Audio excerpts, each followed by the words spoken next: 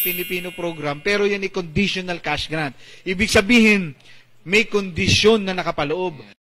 Muling ipinaalala ng Department of Social Welfare and Development o DSWD na may kondisyon ang pagiging isang benepisyaryo ng Pantawid Pamilyang Pilipino Program o 4Ps. Ayon kay Assistant Secretary Romel Lopez, kaya tinawag na conditional cash grant ang 4Ps dahil kailangan sundin ang mga kondisyon at patakaran. Hindi rin naman o ibig sabihin na kapag na-interview na ang isang pamilya ng DSWD enumerator ay pasok na ang mga ito sa listahan. Anya, marami pang proseso na gagawin bago tuluyang mapasama sa listahan. Ano hong kondisyon? Kailangan napapaaral yung mga bata ng ayos. At least 85% nga yung attendance. Kailangan yung mga bata yung napapacheck up. Kung buntis ka, kailangan na may prenatal check-up ka.